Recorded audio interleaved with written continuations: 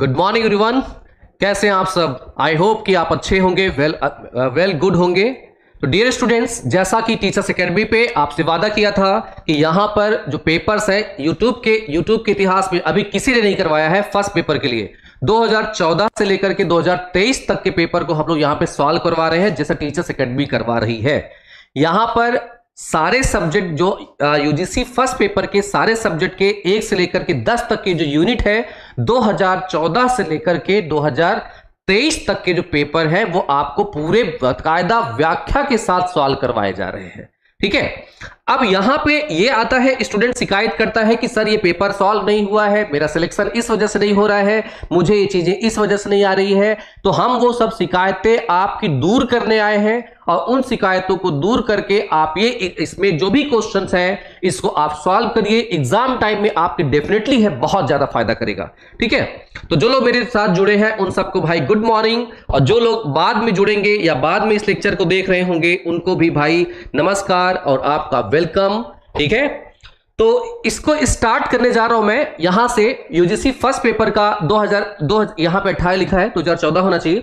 2014 से 2023 तक के जो पेपर है उनको हम लोग यहां पे सॉल्व करने वाले हैं। ठीक है, इसको मैं करेक्ट कर देता हूं, नहीं बाद में स्टूडेंट्स यहां से ये पूरा यहां से ये 14 है डियर स्टूडेंट्स। ठीक है, इसे हम सॉल्व करने वाले हैं। आज जो पेपर हम देखेंगे वो 2014, 15, 16 इन सबका मिक्सअप है। ठीक है, मिक्सअप है। तो चलिए स्टार्ट करते हैं। स्टार्ट करने से पहले बस एक चीज मैं आपको कहूंगा कि अपनी कामयाबी को और धार देना है। याद रखिएगा, अपनी कामयाबी को और धार देना है। अगर आप देखना चाहते हो मेरी उड़ान तो इस आसमान को और ऊंचा कर दो। तो डियर स्टूडेंट्स, आपकी उड़ान आप डेफिनेटली है कि आपकी कामयाबी के लिए आपको कॉन्फिडेंस होगा। बस हम क्या करना चाह रहे हैं, ये जो आसमान ऊंचा हुआ है बस उसमें एक धार दे रहे हैं ताकि आप और ऊंचाई तक उड़ सकें और अपनी कामयाबी को पा सकें। ठीक है, चलिए इसी के साथ मैं स्टार्ट करता हूं। गुड मॉर्निंग सबको। तो यहां से फर्स्ट क्वेश्चन है आपकी स्क्रीन पे, जैसा कि यहां से दिख रहा होगा आपको। फर्स्ट क्वेश्चन है, जैव ऑक्सीजन मांग बीओडी किसके लिए एक मानक मानदंड होता है, यह बताना है आपको। तो रक्त में ऑक्सीजन स्तर को मापने के लिए, या वन पारिस्थितिकी तंत्र में ऑक्सीजन स्तर के अभिकलन के लिए, या जलीय पारिस्थितिकी तंत्रों में प्रदूषण के आमापन के लिए, या उच्च तुंगता क्षेत्र में ऑक्सीजन स्तरों के आकलन के लिए। बताना है आपको कि यहां से इसमें कौन सा होगा आंसर। तो इसमें जब आप आंसर करोगे जल्दी जल्दी तो आप बताते जाइए जल्दी से।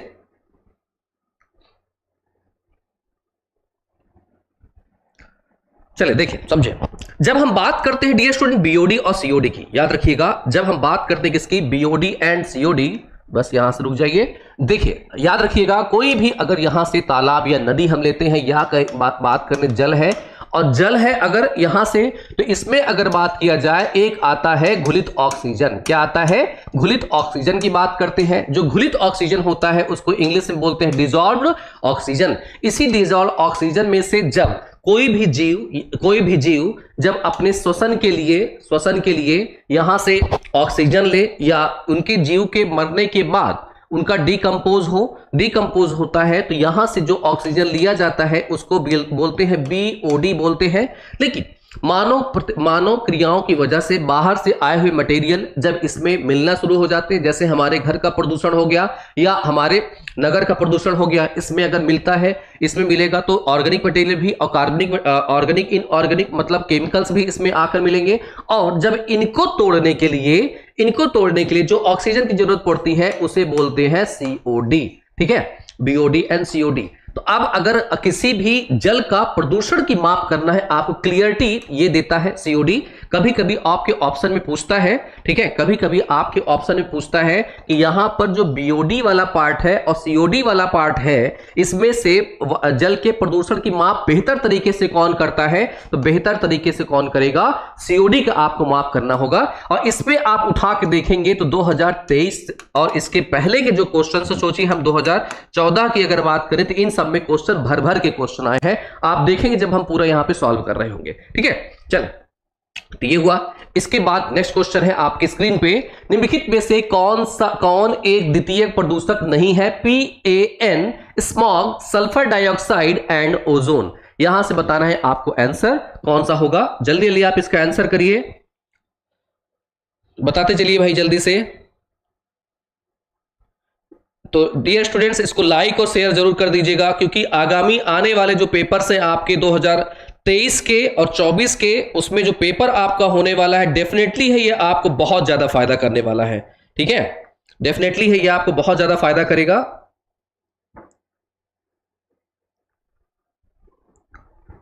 चलिए देखिए, समझे यहां से जब हम बात करते हैं, जब इस पे हम लोग याद रखिएगा, इसी टीचर्स अकेडमी पे ही अपनी जो नेट जेआरएफ की जो क्लास है, ठीक है, नेट जेआरएफ की जो क्लास है डियर स्टूडेंट्स, इसमें से सैटरडे को मैराथन क्लास चलती है। ठीक है, सैटरडे को मैराथन क्लास चलती है 5 बजे से। इसमें सारे टीचर्स अपने अपने क्वेश्चंस और कॉन्सेप्ट लेके पढ़ाएंगे। ठीक, और यहाँ पे 10 यूनिट, जो पहली बार इस वीडियो को देख रहा होगा, ये इसी पे टीचर्स अकेडमी पे आप जाएंगे तो यहाँ पे 10 यूनिट में से एक यूनिट अभी मैम ने 2018 का खत्म किया है, 2018 तक का पूरा सॉल्व करवाया है। 2014 से 2018 तक का मैं सूर्यांश सर 2018 तक का पूरा सॉल्व करवाऊंगा। इसके बाद फिर सब्जेक्ट कोई और चलेगा, फिर सब्जेक्ट चलेगा, और जुड़े रहिएगा इसके साथ। ठीक है, चले जब हम बात करते हैं द्वितीयक प्रदूषक की, द्वितीयक प्रदूषक की बात जब बात करते हैं डियर स्टूडेंट्स, होता क्या है यहां समझिए। एक आता है, यहां से देखिएगा, ये होता है प्रदूषण, और प्रदूषण में हम बात करें, एक होता है प्राथमिक होता है, क्या होता है, प्राथमिक होता है, और एक होता है द्वितीयक प्रदूषण होता है, द्वितीयक। अब यहां से प्राथमिक और द्वितीयक में क्या अंतर है। जब प्राथमिक प्रदूषण की हम बात करते हैं, प्राथमिक की, तो प्राथमिक प्रदूषण क्या होता है, जो स्रोत होता है, जो सोर्स होता है वहीं से निकले, सोर्स होता है वहीं से निकले। एग्जाम्पल यहां से क्या होगा, एग्जाम्पल जैसे अगर हम क्या करें, कोयले को अगर जला दें, ठीक है, अगर हम क्या करें, कोयले को अगर जलाते हैं तो कोयले के जलाने की वजह से यहां पे सल्फर के ऑक्साइड और यहां पे नाइट्रोजन के ऑक्साइड निकलते हैं, ये हुआ प्राइमरी। लेकिन जब यहां पर किसी प्रतिक्रिया से, किसी अलग अलग प्रतिक्रिया से, जैसे सूर्य के प्रकाश में या ह्यूमिडिटी से या वर्षा जल से, जब ये मिश्रित हो जाएंगे तो मिश्रित होने के बाद ये बनेगा SO2, क्या बन जाता है, H2SO4, इसको बोलते हैं सल्फ्यूरिक एसिड। इसी तरह से N2O है, ये अगर बनता है तो HNO3 बनता है, ये भी क्या है, एसिड। अब ये एसिड जब बन जाते हैं, एसिड बन जाते हैं, इसी तरह से अगर ये अपनी धरती है, यहां से बादल में यहां ऊपर पहुंचे और यहां पे होता है जल, बादल में इनके साथ मिलकर के बनते एसिड, और फिर से जब वापस आते हैं हमारी पृथ्वी पे होती है एसिड रेन होती है। ठीक है, एसिड रेन होती है, तो ये हो जाते हैं, ये कहलाते हैं सेकेंडरी। मतलब अपने स्रोत से जो निकला वो बना प्राथमिक, और प्राथमिक क्रियाओं पे अगर भौतिक क्रिया, रासायनिक क्रिया होने के बाद उनका परिवर्तन हो जाए तो परिवर्तन होने की वजह से जो बना उसे बोलते हैं सेकेंडरी। इसी तरह से आपके ऑप्शंस में अगर आप देखोगे तो ये आपको याद करना पड़ेगा, PNA, ये सब हम पढ़ेंगे पार्टिकल्स के बारे में, ये हम पढ़ेंगे बाद में। स्मॉग हो गया, सल्फर डाइऑक्साइड, ओजोन। जब हम बात करते हैं ओजोन की तो ये ऑक्सीजन और अलग अलग प्रोसेस से ये बनते हैं, यहां से ओजोन धरती की सतह पे, ठीक है, क्षोभ मंडल में। अब जब हम बात करते हैं स्मॉग क्या है, धुएं के साथ अगर जब जो पार्टिकल्स होते हैं जिसमें हम लोग PM2.5 और PM10 लेते हैं यहां से माइक्रोन में, तो PM ये वाले जो पार्टिकल्स होते हैं जब इनके साथ धूल के साथ मिले होते तो उसको बोलते हैं स्मॉग। ये सब क्या है, सेकेंडरी, ये सब क्या है, सेकेंडरी है। अब यहां पे देखा जाए सल्फर डाइऑक्साइड, जैसा कि मैंने अभी आपको पीछे स्क्रीन पे दिखाया था, ये वाला पार्ट जहां पे है, ये सल्फर डाइऑक्साइड जहां अपने स्रोत से निकला है, ये क्या कहलाएगा, प्राथमिक कहलाता है। ठीक है, तो यहां से ये हुआ आंसर आपका, क्या, कौन सा द्वितीय प्रदूषक नहीं है। तो अपना जो यहां का आंसर होगा इस क्वेश्चन के लिए, तो वो कौन है, सल्फर डाइऑक्साइड। ठीक है, चले आगे बढ़ते हैं, नेक्स्ट क्वेश्चन पे आते हैं। नेक्स्ट क्वेश्चन है, सिगरेट के धुएं में मुख्य प्रदूषक कौन सा होता है, ये बताना है आपको जल्दी से। गुड मॉर्निंग एवरीवन, जो लोग मेरे साथ जुड़ रहे हैं सबको गुड मॉर्निंग। इसका आंसर करिए जल्दी से, तीसरे नंबर का। कार्बन मोनोऑक्साइड व कार्बन डाइऑक्साइड ऑक्सीजन होता है, या कार्बन मोनोऑक्साइड व निकोटीन होता है, कार्बन मोनोऑक्साइड या बेंजीन होता है, या डाइऑक्सीजन व बेंजीन होता है। इसका आंसर आप लोग को करना है तीसरे नंबर का, जल्दी से आप लोग जवाब दीजिए।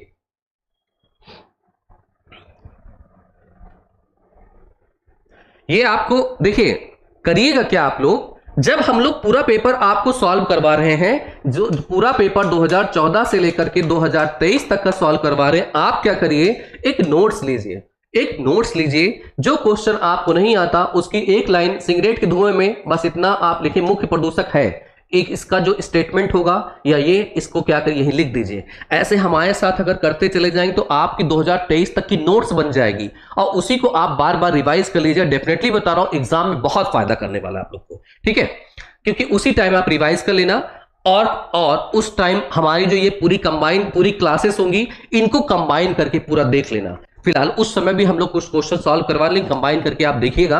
यहां के अगर आंसर की बात करें डियर, ये फैक्ट है, ठीक है, ये फैक्ट है, आपको याद करना पड़ेगा, ये फैक्ट है। जब कोई व्यक्ति यहां पर सिगरेट पीता है तो उसके लंग्स में, उसके जो फेफड़े हैं उसमें जो जमा होता पदार्थ है वो होता है कार्बन मोनोऑक्साइड, तो गैस होती है।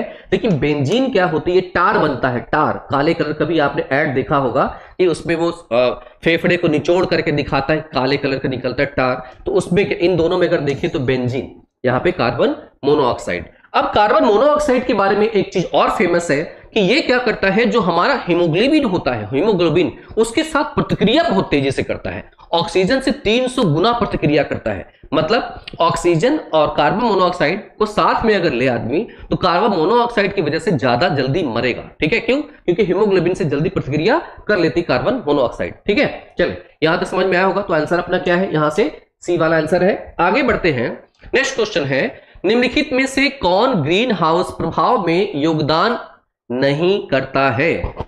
Methane CH4, sulphur dioxide SO2, carbon dioxide CO2 या ओजोन। बहुत आसान क्वेश्चन है, जिन लोगों ने पढ़ा होगा ढंग से इसको, ये लोग इसको सॉल्व कर लेंगे आप, ठीक है। प्लीज आपसे बस एक रिक्वेस्ट है, इसे लाइक और शेयर जरूर कर दीजिएगा, बाकी लोग को इससे फायदा हो जाएगा।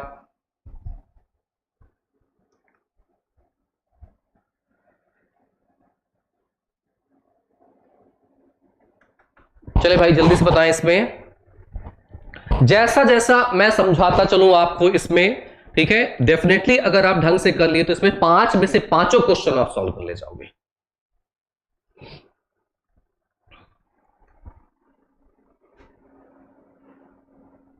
नहीं, निकोटीन तो होगा, लेकिन उसके साथ यहां पे जो ऑप्शंस है इसमें कार्बन मोनोऑक्साइड और डाइऑक्साइड, यहां पे कार्बन मोनोऑक्साइड निकोटीन, ये वाला पार्ट नहीं होगा पूरा इसमें, क्योंकि निकोटीन ये अलग अलग पदार्थ भी है और जो सिगरेट के धुएं की बात कर रहा है ना कि तंबाकू की बात कर रहा है, ठीक है। निम्नलिखित में से कौन ग्रीन हाउस प्रभाव में योगदान नहीं करता? यहां से अगर हम बात करें तो सबसे पहले समझते हैं कि ग्रीन हाउस गैसेस होती क्या है। ग्रीन हाउस गैसेस क्या होती, ध्यान समझिएगा। ग्रीन हाउस गैस की अगर हम बात करें तो ये है अपनी पृथ्वी, और ये पृथ्वी होती है। ये अगर हम देखें तो पृथ्वी के अलावा यहां पे देखें तो इसका वायुमंडल है। वायुमंडल देखा जाए तो क्या है, ये क्षोभ मंडल है। यहां पे क्षोभ मंडल हो गया। क्षोभ मंडल में क्या है, अलग अलग गैसें भरी हुई है, यही होता है, ठीक है। अब यहां समझिएगा कि जब क्या होती है, पृथ्वी पर सूर्य का प्रकाश आता है, सूर्य का प्रकाश ये आता है SWR के फॉर्म में, शॉर्ट वेव रेडिएशन के फॉर्म में आता है। और शॉर्ट वेव रेडिएशन मतलब लघु तरंग विकिरण हमारी पृथ्वी तक जब पहुंचता है तो पृथ्वी इसको क्या करती है, अवशोषित करती है। और पृथ्वी अवशोषित करती है, जैसे एग्जांपल ले, क्या, चाय की प्याली। चाय की प्याली जब गर्म होती है तो आप अगर इसको कुछ देर के लिए छोड़ दीजिए तो अपने आप क्या हो जाएगी, ठंडी हो जाती है। तो इसका जो हीट है, ताप है, वो कहां चला गया, वो ताप चला गया, वायुमंडल ने उसको अवशोषित कर लिया। इसी तरह से यहां पृथ्वी क्या करती है, फिर अपनी एनर्जी को जो इसने अवशोषित किया है उसको रिलीज करती है, उसको रिलीज करेगी वायुमंडल में, और उसके बाद वो चली जाएगी ब्रह्मांड में, कुछ पार्ट उसका ब्रह्मांड में। इसका अलग अलग प्रोसेस है, ठीक है। तो यहां से ये कहां चली जाएगी, वायुमंडल, और वायुमंडल तो इसका पृथ्वी का जो ताप है वो नियत हो जाएगा। यहां से क्या करेगा, ये होता है LWR के फॉर्म में, ठीक है, लॉन्ग वेव रेडिएशन, दीर्घ तरंग विकिरण। इस तरह से तो जितना मान लीजिए यहां पे 100 यूनिट एनर्जी जो आई, उसने क्या किया, 100 यूनिट एनर्जी यहां से एमिट कर दी। तो होता क्या है, इसे बोलते हैं पृथ्वी का ताप बजट, बोलते हैं हीट बजट, ठीक है। जितना ताप लिया उतना ताप इसने बाहर कर दिया। लेकिन मानव गतिविधियों की वजह से हमारे वायुमंडल में अलग अलग गैसें और भी आ गई, जो कि क्या कर रही हैं, इस ताप को रोक ले रही हैं। जैसे एग्जांपल अगर देखें, जिस दिन बदरी रहती है उस दिन गर्मी आपको ज्यादा लगती है, गर्मी के दिन में जैसे बादल जिस दिन रहते हैं, अगर सूर्य का प्रकाश आता है, गर्मी आती है, तो हमारी पृथ्वी से जो एनर्जी है बाहर भेजी जाती है, तो दूसरे बादल रोक लेता है। उस दिन आपको उमस बहुत लगती, गर्मी बहुत लगती होगी, महसूस किया होगा। तो यहां भी ऐसे ही हो रहा है, ठीक, यहां भी ऐसे ही हो रहा है। तो इस प्रक्रिया में कौन कौन सी गैसें हैं, तो यहां पे ये इंपॉर्टेंट है, याद रखिएगा, जो अभी बताऊंगा मैं। दो तरह की अगर हम ग्रीन हाउस गैसों के डिवीजन करें तो दो तरीके का लेंगे, दो तरीके का होगा तो एक ही तरीके, लेकिन दो तरीके क्या लेंगे समझिए।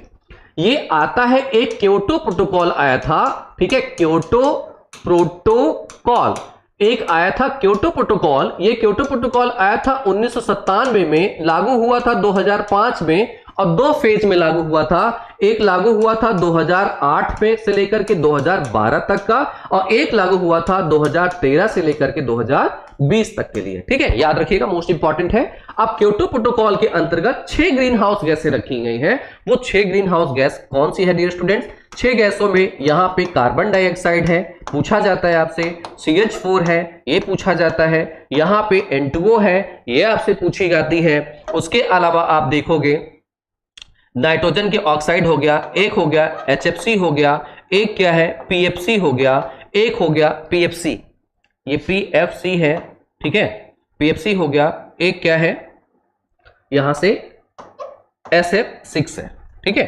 ये 6 गैसें हैं जो क्योटो प्रोटोकॉल के अंतर्गत है। इसके अलावा ग्रीन हाउस गैसों को देखें तो दोनों मैच करवाइएगा, कार्बन डाइऑक्साइड है, CH4 है, N2O है, फिर यहां से ओजोन है। इसके बाद अगर देखें तो जो वाटर होता है, जल होता है, इसके जो जल वाष्प होते हैं इसको भी ले लेते हैं, जल वाष्प ले लेते हैं। अब यहां पे देखिए तो ये दोनों क्योटो प्रोटोकॉल में अवेलेबल नहीं है। यहां पे इनको आप देखोगे तो ये क्योटो प्रोटोकॉल के अंतर्गत अवेलेबल है, ठीक। तो ये भी क्वेश्चन पूछा गया आपसे कंपेयर कराने के लिए, ये क्वेश्चन पूछा गया 2022 में। अब यहां पे जब आप आओगे तो निम्नलिखित में से ग्रीन हाउस गैस यहां पे योगदान नहीं देता है, तो यहां देखिए मीथेन देता है, CO2 देता है, ओजोन देता है, ठीक। लेकिन यहां पे जब हम इसकी बात करते हैं, यहां पे सल्फर डाइऑक्साइड की, सल्फर डाइऑक्साइड कहीं नहीं है, तो आंसर अपना क्या होगा, ये वाला होगा, ठीक है। चलें, तो ये समझ में आ गया होगा आप सबको। अब आगे बढ़िए, आगे अगर हम चले यहीं से नेक्स्ट क्वेश्चन की तरफ, तो ये जो मैंने बताया इस पे क्वेश्चन पूछा गया है कई बार, याद रखिए, कंपेयर कराने के लिए पूछा है। और एक चीज और पूछता है यहां से, जब कार्बन डाइऑक्साइड और SF6 में यहां पे कंपेयर करेंगे और इसमें पूछेगा ग्रीन हाउस गैस सबसे ज्यादा कौन दिखाता है, इफेक्ट कौन दिखाएगा, तो यहां पे SF6 दिखाएगा, ठीक है। इससे कितना, तो यहां पे 100 गुना है, इससे ज्यादा है, ठीक है, याद रखिएगा। अब एक और मैं होमवर्क आपको दे रहा हूं, आप लोग करिएगा। यहां पे जो क्योटो प्रोटोकॉल या इन गैसों की बात करें तो यहां पे आपको देखना है कि ग्रीन हाउस गैसें, इनको अरेंज करना है बढ़ते से घटते क्रम में। अब चाहे इसको आप गूगल करिएगा या जो लोग देख रहे हो कमेंट बॉक्स में कमेंट कर दीजिएगा, ठीक है, कमेंट बॉक्स में कमेंट करिएगा, ढूंढिएगा जरूर से, क्योंकि इस पे भी क्वेश्चन पूछा गया है कि इनको ग्रीन हाउस गैस के इफेक्ट के दिखाने की उसमें अरेंज करिए, बढ़ते से घटते या घटते से बढ़ते, ठीक है, याद रखना। आगे बढ़ते हैं, नेक्स्ट क्वेश्चन है, ये पारा है, यहां पे ये टाइपिंग मिस्टेक है, ये पारा है और नाइट्रेट दो है, एक पारा और एक नाइट्रेट से संदूषित जल के उपभोग से निम्नलिखित में से कौन से रोग हो सकते हैं, ये बताना है। मिनी माता रोग तथा ऑस्टियोपोरोसिस, अस्थि सूरिता, मतलब कि जो हमारी अस्थियां हैं मुलायम हो जाती हैं, ऑस्टियोपोरोसिस तथा ब्लू बेबी सिंड्रोम, मिनी माता रोग तथा ब्लू बेबी सिंड्रोम, या ऑस्टियोपोरोसिस तथा मिनी माता रोग, इसको बताना है आप लोग को कौन सा होगा।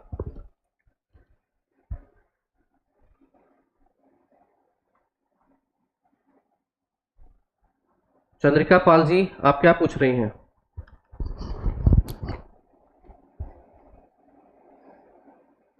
चंद्रिका पाल जी, आप क्या पूछ रही हैं, प्लीज फिर से कमेंट करके बताइए।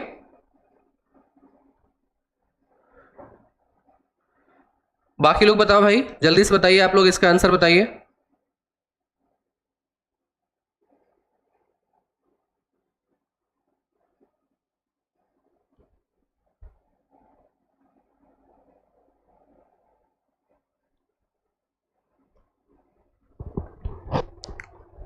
चले देखें, यहां समझिए ध्यान से, जब हम लोग बात करते हैं 4 क्वेश्चन समझ में नहीं आया, 4th क्वेश्चन नहीं समझ में आया, क्या है 4th क्वेश्चन आपके लिए? अरे 4th क्वेश्चन में क्या रखा है? ग्रीन हाउस गैस प्रभाव नहीं दिखाता, तो इसमें से sulphur dioxide green house gas प्रभाव नहीं दिखाता है। CH4 और CO2 और O3 दिखाता है। यहां ग्रीन हाउस गैस अभी तो हमने बात करी ना, कहां गया, यही तो बात करी ना, ग्रीन हाउस गैस इफेक्ट ये दिखाता है। इसमें SO2 कहां है? SO2 कहां है? SO2 green house gas effect नहीं दिखाता ना, ठीक है, यही तो पूछ रहे हैं आप।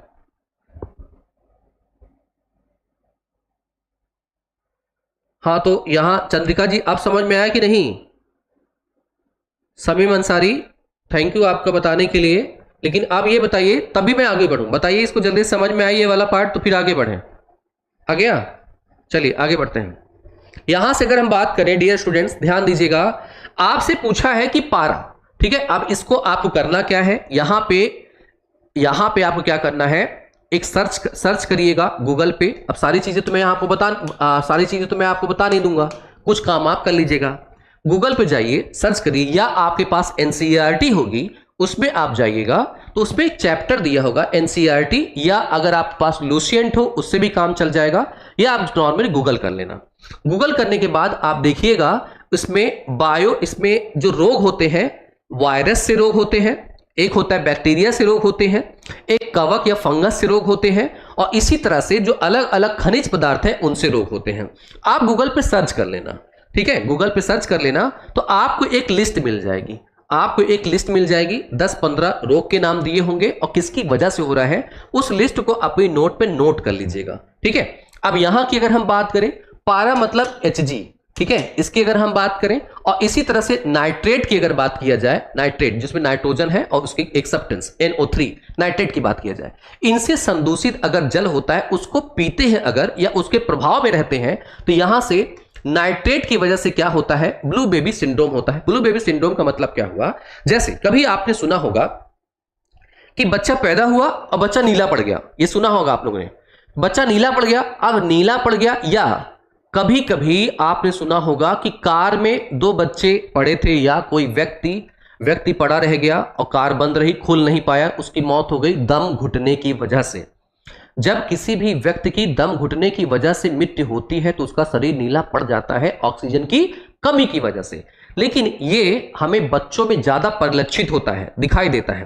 तो बच्चों में जो परिलक्षित होता है ये नाइट्रेट की वजह से, तो इसे हम बोलते हैं ब्लू बेबी सिंड्रोम। अब एक आता है यहां से ब्लू बेबी सिंड्रोम, तो दोनों में अवेलेबल है, एक आता ऑस्टियोपोरोसिस है, और एक अगर बात करते हैं मिनी माता रोग की बात करें, तो एचजी के पारे की वजह से कमी, पारे अगर ज्यादा इसमें हम टच में रहे या पानी के साथ अगर हम लेते हैं, तो यहां पे जो रोग होता है वो होता है मिनी माता रोग होता है, ठीक है, याद रखिएगा, यहां से इसकी हम बात कर रहे हैं, ठीक। अब आते हैं, आगे बढ़ते हैं। और अगर आप फ्लोराइड वाला अगर ये पानी अगर आप पीते हो, फ्लोराइड वाला जिसमें फ्लोरीन के सब्सटेंसेस अवेलेबल हो, तो ये ऑस्टियोपोरोसिस आपको हो जाते हैं, ठीक है। तो ये खनिज वाले चीजें, आप रोग वाले चीजें आप लोग उसको निकाल करके देख लीजिएगा। आगे बढ़ते हैं नेक्स्ट क्वेश्चन में। निम्नलिखित कथनों पर विचार कीजिए। प्रकाश रासायनिक धूम कोहरे का प्रमुख घटक धरातली ओजोन होता है, या धरातली ओजोन के बनने में सूर्य के प्रकाश की कोई भी भूमिका नहीं होती है। यहां से आपको जल्दी से बताना है क्वेश्चन का आंसर कौन सा होगा, ठीक है। तो जल्दी इसके आंसर बताइए आप लोग जल्दी से।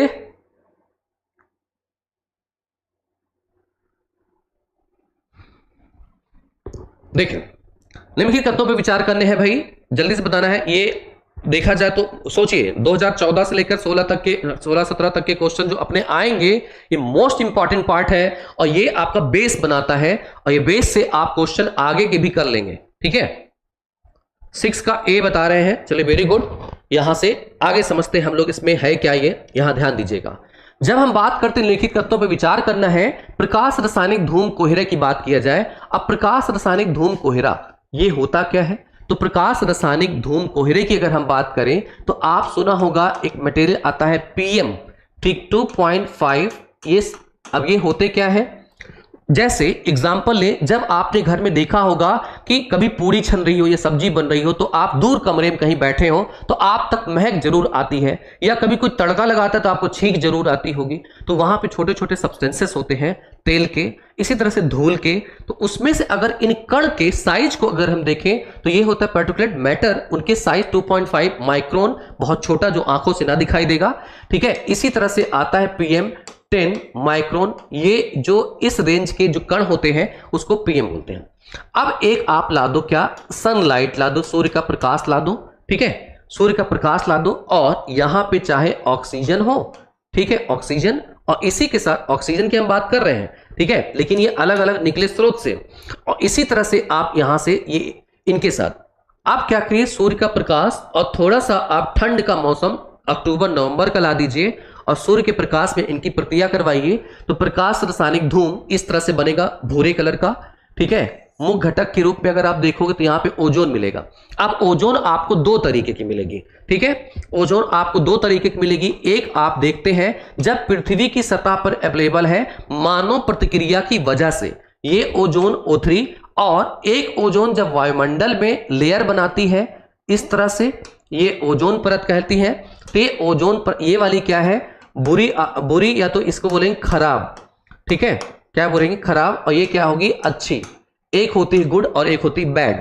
क्यों? क्योंकि ये जो ओजोन मिलेगी ये यूवी रेज को क्या करती है, यूवी रेज को रोकती है पृथ्वी की सतह पर आने से, और ये जो है ये प्रदूषक की तरह काम करती है और हमारे आंख में गले में जलन लाती है। ठीक है, याद रखिएगा, आंख और गले में बहुत जलन होती है अगर इसको हम सांस के तौर पे लेते हैं तो।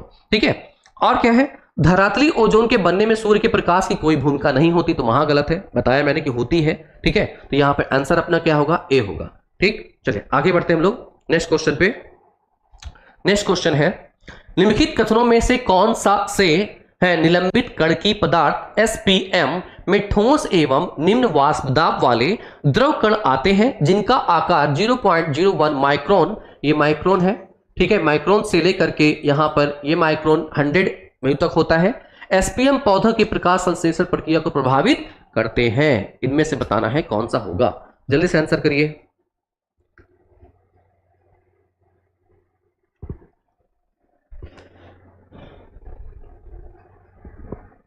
चलें जल्दी से बताइए भाई आप लोग।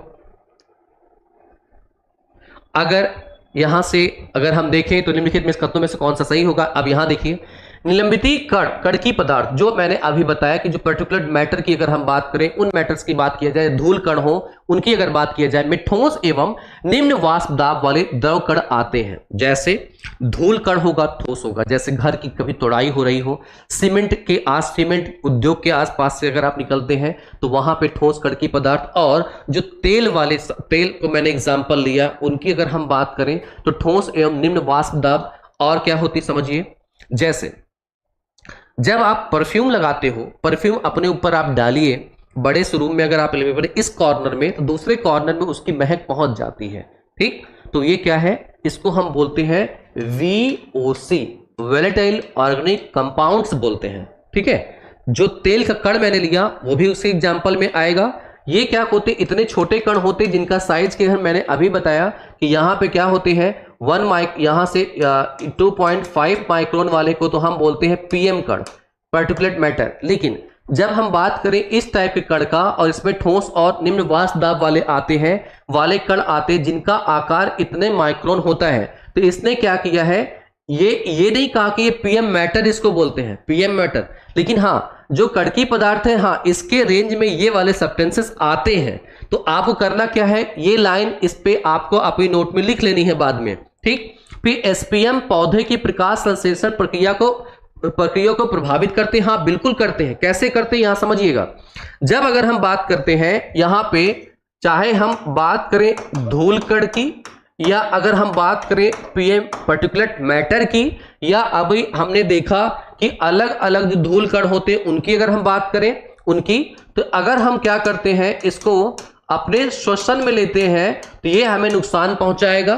ठीक, और इसी से अगर हम देखें, ये होती है पत्ती अगर मान लें, ठीक है, ये क्या है, अगर पौधों की पत्ती है, पौधों की पत्ती में इस तरह से क्या होते हैं, छिद्र होते हैं जो आंखों से नहीं दिखाई देते, छिद्र होते हैं, और ये छिद्र से क्या होता है, यहां से याद रखिएगा, प्रकाश आता है जिसको हम लोग बोलते हैं यहां पे सनलाइट से प्रकाश आएगा। अब इसको बड़ा करके देखते हैं, जब सनलाइट से प्रकाश आएगा तो इसमें होता है माइटोकॉन्ड्रिया।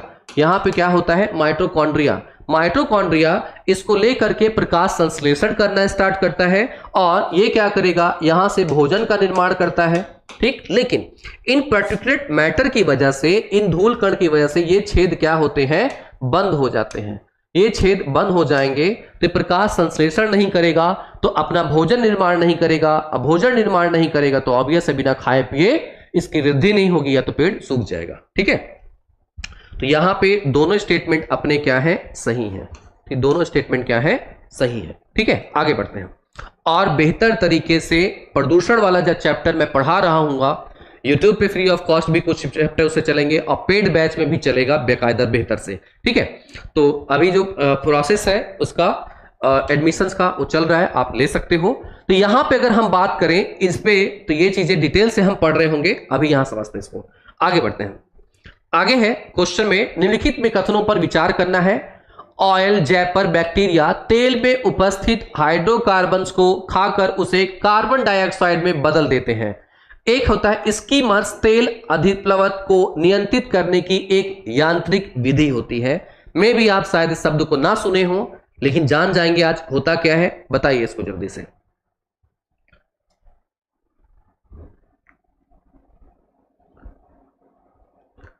बाकी सबके लिए दिया गया नंबर है, उस पर कॉल कर सकते हैं आप सब। बस डियर स्टूडेंट्स, बस इतना ही चाहते हैं हम लोग, आप इस बार जेआरएफ जरूर बनिए। कम से कम एक ये रहे कि हाँ क्लियर किया है। डेफिनेटली आप जेआरएफ बनिए, आपको यहां बुला के हम सम्मानित करेंगे। ठीक है, और जो हमारी मेहनत है उस पर आप जरूर से खरे उतरें, क्योंकि हम तो यहां कर रहे हैं, बस उधर से आपकी मेहनत की जरूरत है।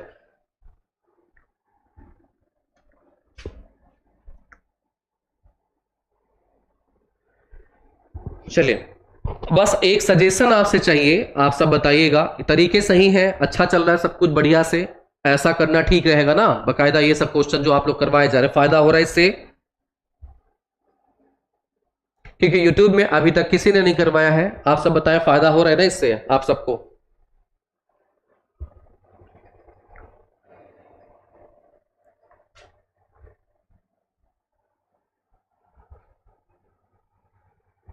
चले आइए मैं बताता हूं कोर्स इसका आप लोग को। ठीक है, चले, इससे फायदे हो रहे हैं आप सबको, बहुत बेहतर है, क्योंकि ये अभी तक नहीं किसी ने करवाया है। तो हम लोगों ने बैठकर मीटिंग करी और इसको करवाने की कोशिश करी कि हाँ आगे आपको फायदा करेगा। अब होता क्या है, यहां ध्यान समझिएगा, जो अभी मैं बताऊंगा मोस्ट इंपॉर्टेंट है, कई बार क्वेश्चन आया है। ठीक है, देखिए जैसे ये क्या है, समुद्र है। ठीक है, ये समुद्र होती है। अब अगर हम देखें समुद्र है और समुद्र पे कोई नाव मान लेते हैं, ठीक है, कोई शिप है, यहां से शिप मान लेते हैं। अब इस शिप पे तेल वेल ढेर सारा लदा हुआ है और इस तेल एक यहां लीक कर जाए, या अगर ना इसका नाव का एक्सीडेंट हो जाए, एक्सीडेंट होने की वजह से क्या हो, तेल सब जगह फैल जाए। अब ये तेल जब फैल जाता है तो कई किलोमीटर में क्या होते है, ये फैल जाता है। ठीक, जब कई किलोमीटर फैलेगा और इसके प्रभाव में, मतलब इसका प्रभाव क्या होगा, सूर्य का प्रकाश बकायदा समुद्र के नीचे तक नहीं जा पाएगा, पहला प्रभाव। दूसरा क्या होगा, जो इसमें जीव होंगे, चाहे मछली हो और चाहे अलग जीव हो, तेल के साथ अगर भीग जाते हैं, तेल के साथ भीगेंगे तो सांस लेने में इनको दिक्कत होती है और उनकी मृत्यु हो जाती है। ठीक, ये समस्याएं बनी रहती हैं। तो इनको हटाया कैसे जाए, तो वैज्ञानिकों ने क्या बनाया, बैक्टीरिया बनाया। क्या बनाया, बैक्टीरिया। ये जो कॉन्सेप्ट मैं पढ़ा रहा हूं, पूछा गया क्वेश्चन है, बैक्टीरिया बनाया। बैक्टीरिया पाउडर की तरह होता है, पाउडर की तरह बनाया। अब ये क्या करते, यहां पे जहां जहां तेल ये है, ये जाकर सिप से पाउडर का छिड़काव करते हैं। ठीक, पाउडर का छिड़काव करने का मतलब ये बैक्टीरिया को वहां पे फैलाते हैं। ये बैक्टीरिया क्या करता है, ये बैक्टीरिया क्या करेगा, बैक्टीरिया, अब जो तेल होते हैं, जो तेल है ये है कार्बनिक पदार्थ, क्योंकि खनिज तेल है, कार्बनिक है। ठीक है, कार्बनिक पदार्थ है। अब ये तेल को क्या करेंगे, ये बैक्टीरिया खा जाएंगे। खाने का मतलब ये क्या करेंगे, खा जाएंगे। ठीक है, तो ये हाइड्रोकार्बन्स का मतलब क्या होता है कि ऐसा सब्सटेंस जिसमें कार्बन हाइड्रोजन अवेलेबल हो, जैसे मिट्टी का तेल या पेट्रोल, इन सबको ले लें। ये क्या करेगा, इसको खा जाएगा, खाने के बाद क्या करेगा, इसे कार्बन डाइऑक्साइड में परिवर्तित कर देगा। ठीक है, इसे कार्बन डाइऑक्साइड में परिवर्तित कर देगा। तो ये जो प्रोसेस कहलाती है, ये कहलाती है ऑयल जैपिंग कहलाती है। क्या कहलाती है? ऑयल जैपिंग। मैं स्क्रीन चेंज कर रहा हूं क्योंकि इसमें दिक्कत हो रही लिखने में, फिर से मैं स्क्रीन चेंज कर रहा हूं। ठीक है, यहां समझिए। ठीक है, यहां देखिए, इसको बोलते हैं ऑयल जैपिंग। क्या बोलते हैं? ऑयल जैपिंग। तो ऑयल जैपिंग, और जो बैक्टीरिया ये करता है, ये जो बैक्टीरिया करता है, ये बैक्टीरिया जो करते हैं उसको बोलते हैं ऑयल जैपर्स। क्या बोलते हैं? ऑयल जैपर्स। क्या बोलते हैं भाई? ऑयल जैपर्स। तो ये कोई खास यहां बैक्टीरिया होता है, उसका नाम हमको नहीं पता, नाम हमसे लेना देना है ही नहीं, कुल मिला के बैक्टीरिया होता है। तो ये ऑयल जैपिंग, अगर आपसे क्वेश्चन पूछता है कि ऑयल जैपिंग क्या है, तो ऑयल जैपिंग ये है कि अगर समुद्र के तल पर खनिज तेल का अगर बिखराव हो जाता है, तो बैक्टीरिया की सहायता से क्या करते हैं, उसको क्या करते हैं, अवशोषित करवा सकते हैं, और ये जो बैक्टीरिया है वो उसको खा पी करके कार्बन डाइऑक्साइड में परिवर्तित कर देते हैं, और जो समुद्र की सतह है वो साफ हो जाती है। क्लियर है यहां तक? एक तो ये। अब आता है एक और सब, यहां पे टर्मिनोलॉजी है, यहां समझिएगा। एक आता है स्कीमर। स्कीमर की बात करें तो स्कीमर एक प्रोसेस है। समुद्र की सतह पे फैला हुआ जो तेल है उसको हटाना है, समुद्र की सतह पे जो बिखरा हुआ तेल है उसको हटाना है। ये जो पूरा प्रोसेस कहलाएगा वो कहलाएगा स्कीमर। ठीक है, अब यहां समझिएगा, यहां समझिएगा, यहां पे हम कह रहे हैं स्कीमर के तहत हम क्या कर रहे हैं, समुद्र पर जो तेल बिखरा है, अधिप्लवन हुआ है, अधिप्लाव, उसको हमें कम करना है। उसमें से एक विधि है, इसमें से स्कीमर में से एक विधि है ऑयल जैपिंग। एक विधि क्या है? ऑयल जैपिंग है। और भी विधियां होंगी, जो सारी विधि को एक साथ ले लें तो उसको बोलेंगे स्कीमर, और इसमें से एक विधि कौन सा है? ऑयल जैपिंग। आ गया समझ में? तो यहां पे दोनों स्टेटमेंट क्या हो जाएगा? सही हो जाएगा, 1 और 2। बताइए, ये समझ में आ गया? कायदे से बताइएगा हाँ या ना, तो आगे बढ़ता हूं मैं। जल्दी बताइए, आप सब समझ में आ गया है? फिर आगे बढ़ते हैं हम लोग। चलिए आगे देखें। नेक्स्ट क्वेश्चन है, निम्नलिखित कथनों पर विचार करना है। जल का तापमान बढ़ाने से पानी में डिजॉल्व ऑक्सीजन की मात्रा कम हो जाती है। दाब और लवणता का डीओ से कोई संबंध नहीं है। इनमें से बताना है कि कौन सा कथन सत्य है। ठीक है, कौन सा कथन सत्य है, जल्दी से बताइएगा। आप लोग के पास क्वेश्चन नंबर 8,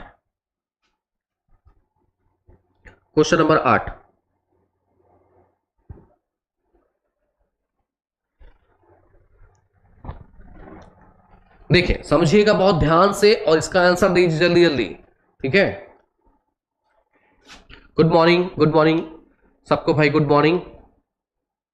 जो लोग जुड़ रहे हैं अभी और जो लोग बाद में इस वीडियो को देख रहे हैं, बस एक रिक्वेस्ट है आपसे, अगर हम यहां पे इतनी मेहनत कर रहे हैं, आप भी मेहनत करिए। ठीक है, और जो हमारी मेहनत है, बस एक लाइक और एक शेयर कहीं कर दीजिए अगर हो सके तो, बस इतना हम आपसे चाहते हैं।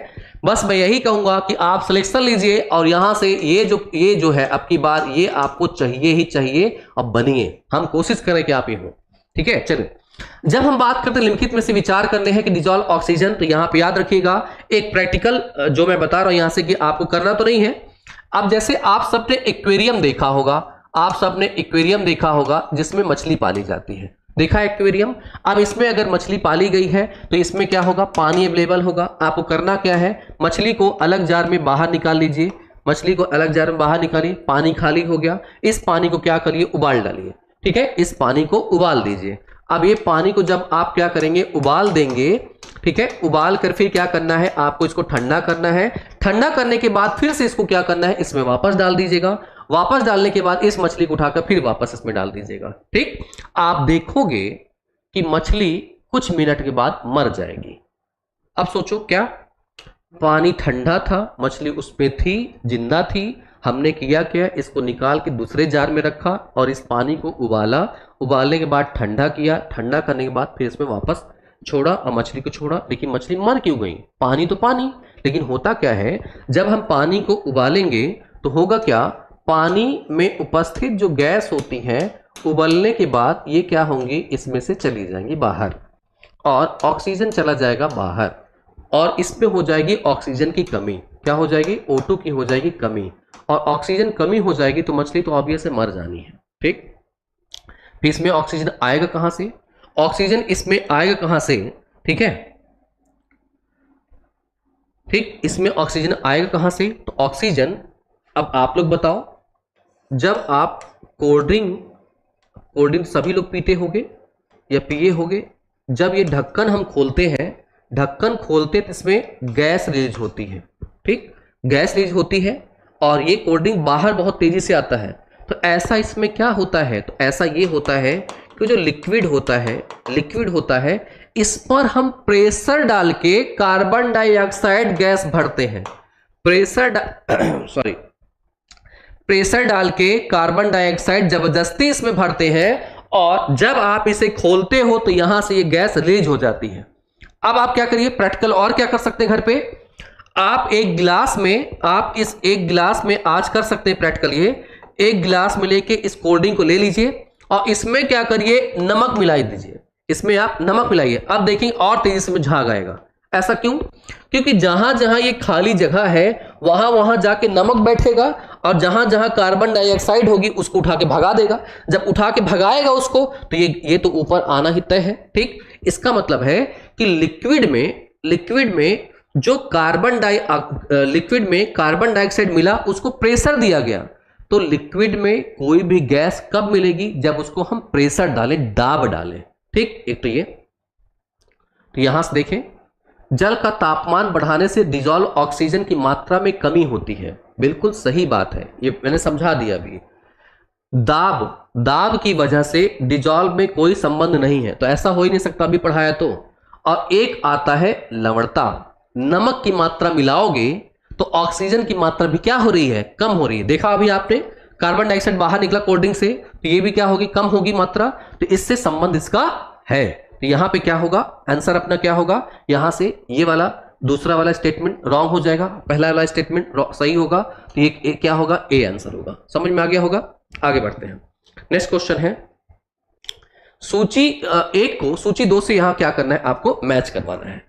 अब यहां पे देखो, अभी मैंने आपको बताया ना कि अगर आप क्या करते हो, आप लोग इस टाइप से अपने नोट्स बुक में इस तरह से रोग एक तरफ रोग मतलब सब्सटेंस, एक तरफ रोग क्या हो सकता है या हमारे कौन से अंग प्रभावित हो सकते हैं, उसकी लिस्ट बना लीजिए।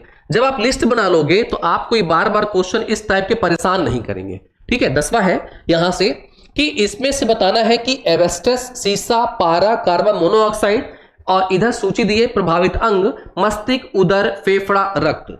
इसमें से किसको नुकसान ये पहुंचाती है, इसमें सही मैच करवाना है। आपके सामने ऑप्शंस दिए हुए हैं, प्लीज इसका आंसर करिए जल्दी से। आप लोग क्वेश्चन नंबर डाल के आप लोग आंसर करिए, क्योंकि नेटवर्क एरर जब रहता है तो ये जो मैसेज है वो बाद में आते हैं, इसलिए ठीक से देख नहीं पाते। ठीक है, जल्दी से बताइएगा आप लोग।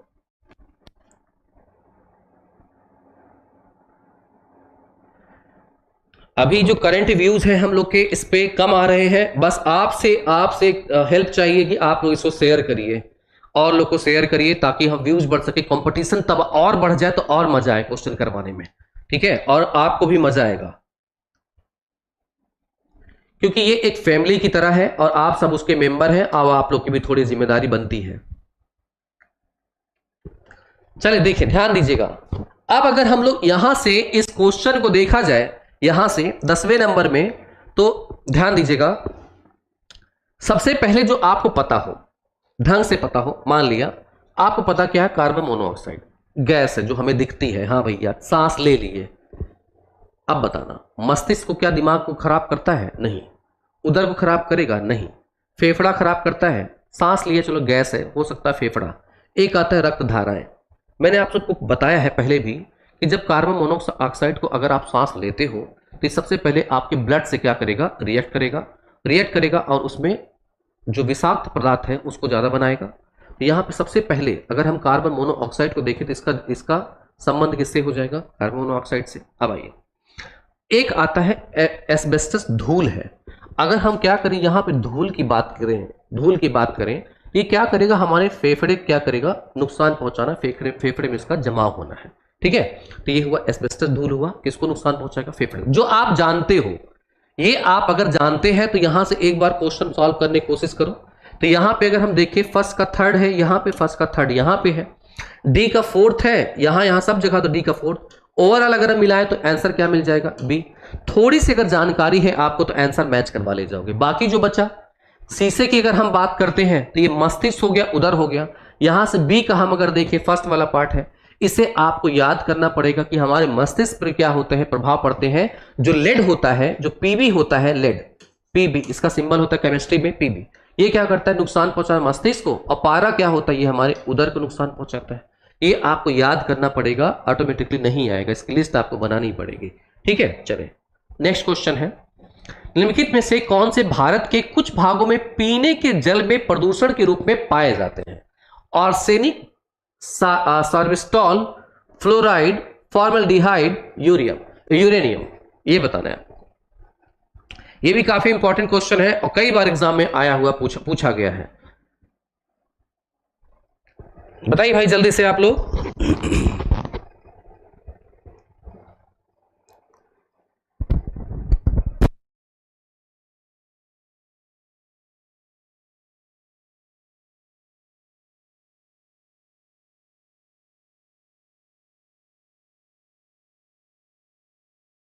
चलिए जल्दी से बताइए आप लोग।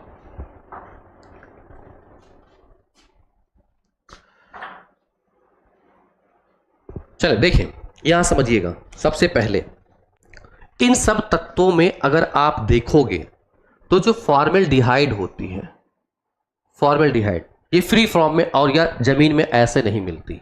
याद रखिएगा, फॉर्मल्डिहाइड की हम बात कर रहे हैं। पेड़ पौधों से अगर हमें प्राप्त हो जाती है, ठीक है, ये तो सबसे पहले नहीं होगा फॉर्मल्डिहाइड के बारे में। ठीक, ये नहीं मिलता। अब आते हैं यहां से बात किया जाए तो फॉर्मल्डिहाइड में आएंगे। चौथा नंबर जहां जहां दिखे वहां काट दो, चौथा नंबर जहां दिखे वहां काट दो और एकदम दिमाग में भर लो कि फॉर्मल्डिहाइड फ्री फॉर्म में नहीं मिलेगा। और तो पानी में ये कहां से मिलने लगेगा? पेड़ पौधे के सब्सटेंस यहां कहां मिलने लगेगी? ठीक है, एक तो ये, तो इसे हमें काटना है। दूसरा, अगर हम बात करें, सबसे पहले किसकी बात किया जाए? आर्सेनिक की बात करते हैं। ये याद रखिए, एग्जाम में क्वेश्चन पूछा गया है। जब हम बात करते हैं किसकी? भारत देश की। ठीक है, भारत देश की अगर हम बात करें यहां से, अब भारत देश के इस वाले भाग में ये क्वेश्चन कई बार आया है, जिसमें मैं डिटेल्स बता रहा हूं आपको। इस वाले भाग में आप चले जाइए, भारत के एक तो मतलब भारत देश के बाहर बांग्लादेश, इधर आप चले जाए पश्चिम बंगाल, और इससे लगे हुए जो एरिया है यहां पर आर्सेनिक की समस्या बहुत आती है। आर्सेनिक की समस्या इसके पेयजल में बहुत ज्यादा अवेलेबल है। और यहां से पूछा जाता है क्वेश्चन कि निम्नलिखित में से कौन से एरिया, कौन से राज्य में या कौन से भारत के क्षेत्र में आर्सेनिक सबसे अधिक पाए जाते हैं? तो यहाँ क्वेश्चन क्या है, यहाँ इधर साइड पाया जाएगा। तो आर्सेनिक तो अवेलेबल है, तो इसका मतलब पहला अवेलेबल है, पहला अवेलेबल है। और एक आता है 3 और तीसरा भी अवेलेबल है। कौन सा? एक होता है फ्लोराइड। फ्लोराइड अगर आप ले तो हड्डियां आपकी क्या हो जाए? मुलायम होंगी। ठीक है, ये नुकसान पहुंचाएगा। एक आता है सर्बिस्टॉल, आता है, एक यूरेनियम आती है। जब यहां पे अगर हम बात करें तो बहुत कम मात्रा में अगर आप देखोगे तो आंसर आप इसमें तो, अच्छा दूसरा बात तो है ही नहीं। यहां से एक तो है फ्लोराइड, इनमें अगर हम देखें तो ये तो हमारे यहां मिलता है। इन दोनों की बात करें, इसमें अगर देखें तो यूरेनियम दो कई तरीके के हैं। एक यूरेनियम 235 है जो कि न्यूक्लियर एनर्जी में यूज होता है। तो ये नहीं, इसके अलग अलग जो सब्सटेंसेस हैं अपने भारत देश में हर जगह नहीं, कहीं कहीं इसके सब्सटेंसेस भी पाए जाते हैं। अब आप ऐसे सोच रहे होंगे कि यार ये तो हमें पता ही नहीं है। हाँ, आपको हो सकता है ना पता हो, लेकिन यहां जो क्वेश्चन बनाए जा रहे हैं ये बनाए जा रहे हैं किससे? रिपोर्ट से बनाए जाते हैं, आपकी जानकारी से नहीं। और अपनी रिपोर्ट के हिसाब से, भारत देश की रिपोर्ट के हिसाब से कि अपने यहाँ जो प्रदूषण की, जल प्रदूषण की सबसे बड़ी समस्या है उसमें पाए जाने सब्सटेंसेस हैं, उसमें आर्सेनिक, फ्लोराइड और साथ में क्या मिलता है यहाँ पे? यूरेनियम। और सर्बिस्टॉल और फॉर्मल्डिहाइड ये फ्री फॉर्म में नहीं मिलते हैं, इसलिए हमारे इसमें जल में अवेलेबल नहीं होते हैं। ठीक है, तो आंसर क्या हो जाएगा अपना यहां से? 1, 3 and 5। ठीक है, ये वाले आंसर होंगे। जिनको ये लग रहा होगा कि यूरेनियम नहीं होगा तो नहीं, ये है। रिपोर्ट में है, ठीक है, याद रखिएगा। आगे बढ़ते हैं हम लोग। नेक्स्ट क्वेश्चन है, निम्नलिखित कथनों को कौन से सही है? तेल अधिप्लव, जो अभी हमने देखा है ऑयल स्प्लिटिंग वाला, ऑयल स्प्लिट्स सागरी जीवों के गिल्स एवं पंखों पर आवरण बनाकर उनके श्वसन एवं गति को बाधा कर देते हैं। समुद्री प्रदूषक के अपघटन में ऑक्सीजन की आवश्यकता नहीं होती है। समुद्री अपघटन या किसी भी जल अपघटन में क्या ऑक्सीजन की आवश्यकता नहीं होती है? अब आप सोच के बताइए जल्दी से इसका आंसर, जल्दी से बताइए इसका आंसर आप लोग। ये जो क्लास है डियर स्टूडेंट्स, याद रखिएगा अभी लगातार यहां जो क्लासेस, इसका आप लोग बता दीजिएगा आंसर। और मैं कुछ चीजें आप लोग को बता दूं, क्योंकि कुछ लोग इसको बीच से देख रहे होंगे, तो बीच से देख रहे होंगे तो हो सकता है कुछ चीजें कम पता हो। अब यहां सुन लीजिए पहले आप लोग इसका आंसर के पहले। हम लोग यहां पर स्टार्ट जो किए हैं, यहां से स्टार्ट किए हैं, वो 2014 से लेकर के 2023 तक के क्वेश्चन को सॉल्व करवा रहे हैं। अभी यहां पे इसी पे टीचर्स एकेडमी पे आईसीटी का मैम ने 2014 से 2018 के क्वेश्चन करवाए हैं। मेरा जो पार्ट चल रहा है वो है एनवायरनमेंट का। एनवायरनमेंट वाला पार्ट भी 2014 से 2018 तक हो जाएगा, बाकी अदर यूनिट भी चलनी है। तो पहले ये सेक्शन हम लोग कंप्लीट करेंगे, 2023 तक का ये सेक्शन क्या होगा, कंप्लीट होगा। 2023 तक का सेक्शन कंप्लीट होगा, बाकी जो अदर सेक्शन है वो भी कंप्लीट होंगे। तो 10 की 10 यूनिट क्या होगी, कंप्लीट होगी। लेकिन अभी क्या चल रहा है, ये दोनों सब्जेक्ट चलेंगे। और अभी मैम क्लास खत्म हुई है, मेरी क्लास लगभग 2 से 3 दिन की है, ये भी खत्म हो जाएगा। फिर आगे से फिर मैम लेंगी, फिर मैं लूंगा, फिर मैम, फिर मैं, इस तरह से आपका क्या होगा, सारी चीजें फिनिश हो जाएगी। ठीक है, चलिए आइए यहां की अगर हम बात करें इस वाले पार्ट में डियर स्टूडेंट्स, तो सबसे पहले दूसरे स्टेटमेंट की अगर बात करें तो सही बात है। अपघटन में अगर देखें, कहीं भी अगर आप देखें, जो डिजॉल्व ऑक्सीजन होती है और जो कोई जीव मरता है तो जो बैक्टीरिया है या कवक है उसे क्या करता है, उसे सड़ाता गलाता है, उसको बोलते हैं अपघटन। और अपघटन के लिए चाहिए होती है ऑक्सीजन, जिसको हम बोलते हैं BOD, बायोलॉजिकल ऑक्सीजन डिमांड। तो ऑक्सीजन की जरूरत पड़ती है। तो दूसरा स्टेटमेंट सीधे सीधे रॉन्ग है।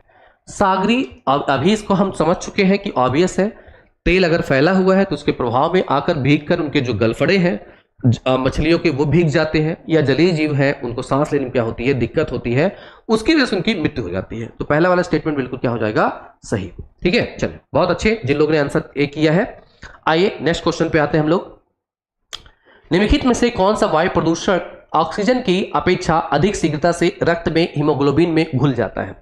अब ये तो मैंने बताया है, इसका आंसर आप लोग बिल्कुल सही कर लोगे। जल्दी से बताइए आप लोग।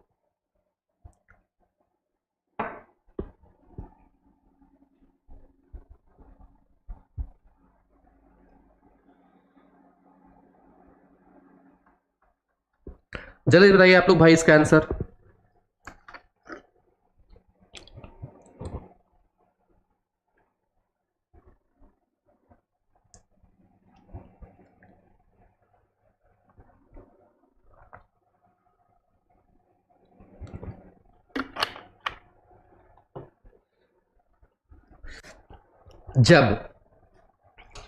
जब कभी खून खराबे की बात आए, जब कभी रक्त वक्त की बात आए, एक याद रखना किसको, ऑक्सीजन को, एक याद रखना कार्बन मोनोऑक्साइड को। ठीक है, ये दो ऐसे हैं, ये तो फायदा करता है, सांस लेते हैं। हीमोग्लोबिन जिसमें आयरन होता है, प्रतिक्रिया करता है, पूरे शरीर में हमारे पहुंचाता है ऑक्सीजन को। फिर वो माइटोकॉन्ड्रिया में जाता है, कोशिकाओं में, कोशिकाओं से माइटोकॉन्ड्रिया भोजन का निर्माण करता है, एनर्जी एटीपी के फॉर्म में, किसके फॉर्म में, एटीपी के फॉर्म में, और हमें क्या देता है, एनर्जी देता है। ठीक, एक्चुअली क्या बनता है, ग्लूकोज C6H12 O6 बनता है। ये बनने टूटेगा किस में, कार्बन डाइऑक्साइड में, जल में। ठीक है, और यहाँ पे किस में, एनर्जी में। तो ये एनर्जी हमको मिलती है। ठीक, लेकिन कार्बन मोनोऑक्साइड इसके उलट, ये क्या करेगा, हीमोग्लोबिन से प्रतिक्रिया करेगा और वो बनाता है जहरीला पदार्थ, और हमारे शरीर को एनर्जी नहीं मिलती और कुछ मिनट में हमारी क्या हो जाएगी, मौत हो जाएगी। ठीक है, तो ये क्या है, पदार्थ क्या है, C। और डिटेल्स देखने के लिए इसको सर्च किया जा सकता है, बाकायदा आप देख लीजिएगा। ठीक, आगे है नेक्स्ट क्वेश्चन। हमारे देश के शहरों में वायु प्रदूषण सूचकांक, जिसको हम बोलते हैं एयर क्वालिटी इंडेक्स का परिकलन करने में साधारणतः निम्नलिखित वायुमंडलीय गैसों में से किनका विचार किया जाता है? कार्बन डाइऑक्साइड का, कार्बन मोनोऑक्साइड का, नाइट्रोजन डाइऑक्साइड का, या सल्फर डाइऑक्साइड का, या मीथेन का? इसमें से आपको बताना है कि अगर एयर क्वालिटी अगर हम देख रहे हैं या वायु गुणवत्ता सूचकांक बना रहे हैं तो इसमें कौन कौन सी गैस को हम लेते हैं। ठीक है, इस पे क्वेश्चन पूछे गए हैं, जल्दी से बताइए इसको, आप लोग आंसर करिए। ठीक है,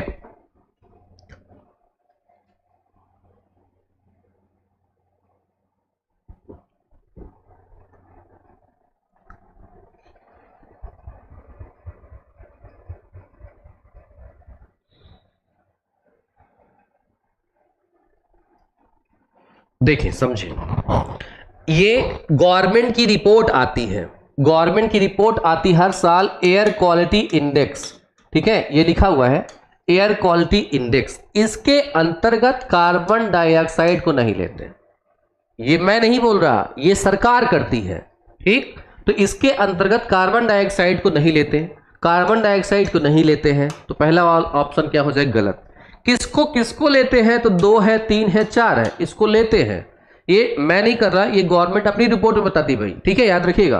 तो यहां पे कार्बन मोनोऑक्साइड लेती है, नाइट्रोजन डाइऑक्साइड लेती है, सल्फर की डाइऑक्साइड लेती है। कार्बन मोनोऑक्साइड अलग अलग कंपनियों या धूल जो कंपनियां हैं वो अगर कार्बन मटेरियल जला रही होती है या अलग अलग प्रोसेस से कार्बन मोनोऑक्साइड आती जो जहरीला पदार्थ है। इसी तरह सल्फर के ऑक्साइड हो गया, इसी तरह के जो नाइट्रोजन के ऑक्साइड हो गए, इनको लेती है। लेकिन यहाँ से मेथेन को नहीं लेती, जिसको हम CH4 बोलते हैं। और मेथेन के अलग अलग सोर्स होते हैं, जैसे यहाँ पे आप बड़े धान का खेत होता है या सड़ते हुए जो कीचड़ उचड़ है जिसमें पेड़ पौधे मिले सड़ रहा हो, इसी तरह से जो कोयला की खान हो वहाँ मिलता है, या जुगाली करते हुए जो जानवर है वहाँ मिलता है, या अगर गोबर कहीं आप किसी गड्ढे में डाल रहे हो वो सड़ रहा है तो CH4 मिलता है। और एक आता है CNG, कंप्रेस्ड नेचुरल गैस, इसका जो मुख्य पदार्थ होता है वो CH4 होता है। ठीक, तो इसको 5 नंबर को नहीं लेते हैं। ठीक, याद रखिएगा। आगे बढ़ते हैं भाई, चलिए आगे आते हैं। निम्नलिखित पर विचार करना है, कार्बन डाइऑक्साइड, नाइट्रोजन के ऑक्साइड, सल्फर के ऑक्साइड, ये है। निम्नलिखित में से विचार करना है, उपयुक्त में से कौन से उत्सर्जन ऊष्मीय शक्ति संयंत्रों में कोयला दहन से उत्सर्जित होते हैं? ये मैंने बताया है, आप देखते हैं इसमें कौन आंसर कर पाता है 15 नंबर पे।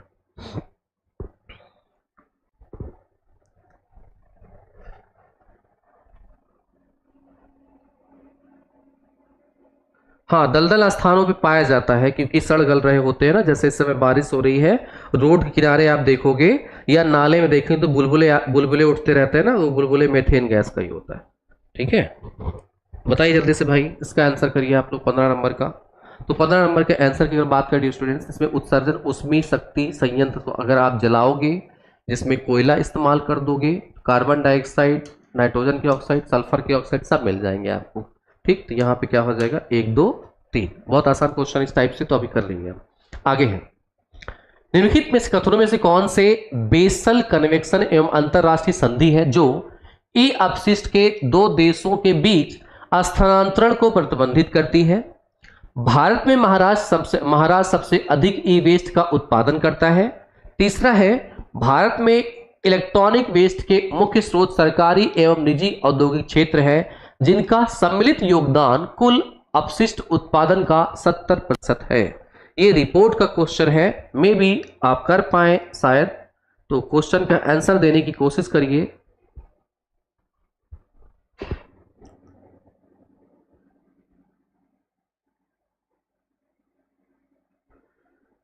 सोलह नंबर में ऑल, चंद्रिका पॉल जी कह रही हैं ऑल, बाकी लोग बताइए। ये रिपोर्ट का क्वेश्चन है डियर स्टूडेंट्स, आप इसको डायरेक्ट याद कर सकते हो या कहीं नोट कर लीजिएगा। तो जब आप देखेंगे, एक आता है बेसल कन्वेक्शन, बेसल में हुआ था, और यहाँ पे जो ई अपशिष्ट होते हैं जैसे मोबाइल फोन, लैपटॉप, इनके अपशिष्ट होते हैं, तो ये है अंतरराष्ट्रीय संधि है जो ई अपशिष्ट को 2 देशों के बीच स्थानांतरण को प्रतिबंधित करता है। जैसे एग्जांपल ले रहा हूं मैं, यहां पे अगर एग्जांपल ले, है नहीं ये लेकिन ले रहे हैं, मान लें इंडिया है। अब इंडिया, भारत देश को नहीं लेते हैं, नहीं तो बेइज्जती लगती है। मान लीजिए यूएसए है, ठीक है, यूएसए। अब यहाँ से इलेक्ट्रॉनिक वेस्ट अगर बना रहा है ये, तो इससे जो और छोटे देश हैं, जो गरीब देश हैं, इनसे कह रहा है कि ये आप इसको ले जाइए, इसको यहाँ पे हम आपके यहाँ भेजते हैं, आप इसका निस्तारण कीजिए। निस्तारण कैसे करेंगे? जला करके, तोड़ करके, इस तरह से हम इसके बदले आपको पैसा देंगे। तो होता क्या है, ये लोग गरीब देश वाले क्या करते हैं, इसको ले करके इसको तोड़ते हैं, जलाते हैं, और यहाँ से भर भर के इलेक्ट्रॉनिक वेस्ट आते हैं। ठीक, तो इससे होता क्या है कि इस पूरे एरिया का क्या होता है, पोल्यूशन होता है, मिट्टी, पानी, बाकी सब चीज़ें इसमें। अब जब कैसे, अभी कभी आपने सुना होगा अपने टोले मोहल्ले में ये सुना होगा आप लोगों ने कि यहाँ पे जो लोग मुस्कुराहट कर डाल रहे हैं, तो इंडिया वो वाला मत समझ लेगा, जो संगठन हुआ है, गठन लिया है, वो इंडिया नहीं है। मैं अपने भारत देश की बात कर रहा हूँ, ठीक है।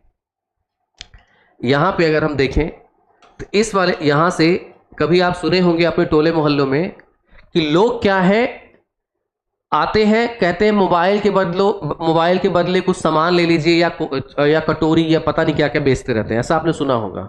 तो ऐसा क्या है मोबाइल में, तो आप देखोगे तो वहाँ उसमें कुछ मटेरियल्स होते हैं, कभी कभी गोल्ड, उसमें गोल्ड भी यूज होता है, जो आप नहीं निकाल पाओगे, ठीक है, उसका भी इस्तेमाल करते हैं, निकालते हैं उसमें, ठीक है। और उसको जलाने पे जहरीले पदार्थ भी निकलते हैं। इसी में आपने सुना होगा HG, ये भी पाया जाता है, लेड भी पाया जाता है, ये सब नुकसान पहुंचाता है।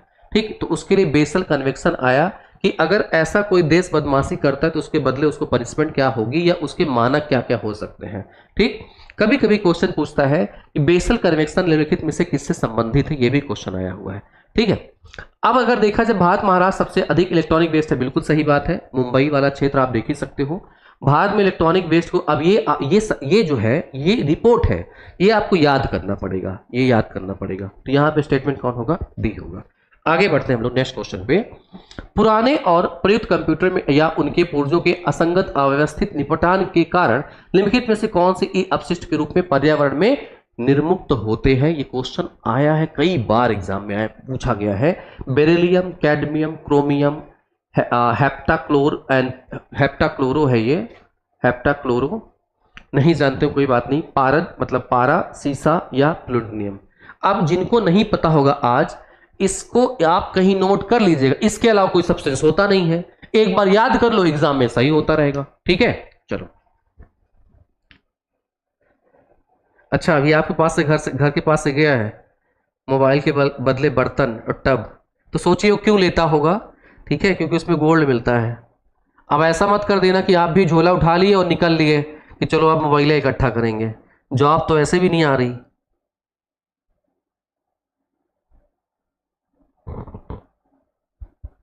लेकिन एक चीज याद रखिएगा, जो इसमें अगर कोई बंदा जुड़ा, अगर जो इलेक्ट्रॉनिक वेस्ट है, अगर उसको आप वैज्ञानिक तरीके से अगर आप निस्तारित करते हैं, इसमें जो करियर है वो 300 साल तक है। अब आपको लग रहा है 300 साल तक, अरे बोल रहा हूं मैं, जिंदा कहां रहोगे उतना, ठीक है। लेकिन इसमें जो करियर है रियल में लंबा है। तो क्यों? क्योंकि अभी वैज्ञानिक तरीके से अपने भारत देश में विस्तारित नहीं होता, बहुत कम जगह मिलता है। अगर इसमें अगर आप क्षेत्र में जुड़ते हैं, बहुत अच्छा करियर इसमें।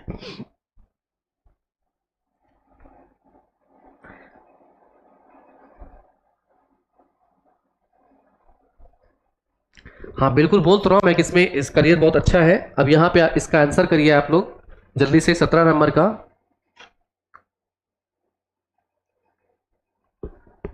इसे आपको याद करना पड़ेगा, ठीक है, इसको आपको याद करना पड़ेगा। इसमें से 4 नंबर को हटा दीजिए।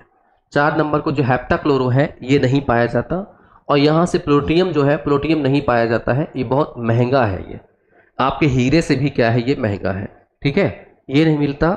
और यहाँ पे क्यों? अगर प्लूटोनियम का यूज करना शुरू कर देगी कंपनी तो वही बिक जाएगी, ठीक। तो ये है, 7 नंबर को हटा दीजिए। तो यहाँ पे ये बी वाला आंसर आपको याद करना पड़ेगा। और मैं फिर कह रहा हूँ, इसको कहीं लिख करके, नोट करके इसको रट लीजिए, इससे क्वेश्चंस आते हैं, ठीक है। चलें आगे बढ़ते हैं हम लोग।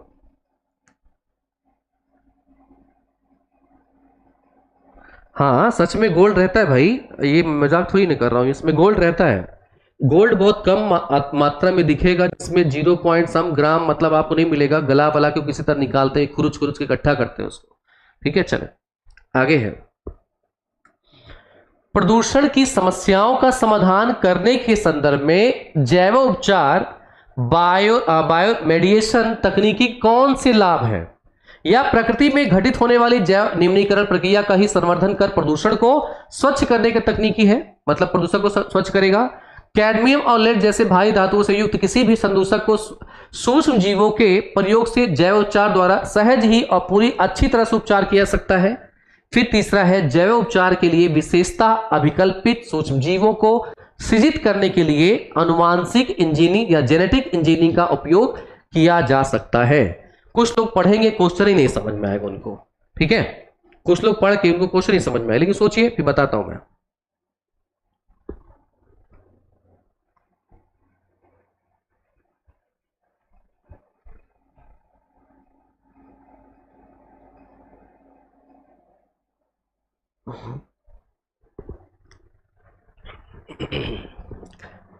चले आइए, आपके मोबाइल में जो गोल्ड यूज होगा शायद से 300-400 या 500 का मिल जाएगा, लेकिन निकालने में उसको आपको 1000 रुपया खर्चा करना पड़ेगा।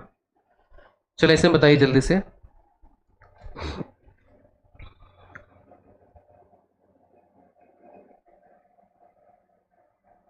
देखिए एक चीज हमेशा दिमाग में रखिएगा, जब हम बात करते जैव उपचार की, जैव उपचार की बात करें तो एक आपने देखा था, अभी मैंने आपको पढ़ाया था ऑयल जैपिंग, पढ़ाया था ऑयल जैपिंग। ऑयल जैपिंग की बात किया जाए तो ये भी तो जैव उपचार है। इसमें हमने किया क्या, बैक्टीरियल है, बैक्टीरिया से हमने क्या किया, जो तेल है उसको खिला पिला करके हमने क्या कार्बन डाइऑक्साइड में परिवर्तित कर दिया। जैव उपचार में जो जीव है उसको अगर लेगा खाएगा, लेकिन वो खनिज पदार्थ को नहीं कर पाता। खनिज पदार्थ में जैसे मटेरियल इस टाइप के कैडमियम हो गया, लेड हो गया, इन सबको खा पी के पचा दे तो नहीं होता ये। तो दूसरा वाला सीधे सीधे यहां पे गलत है।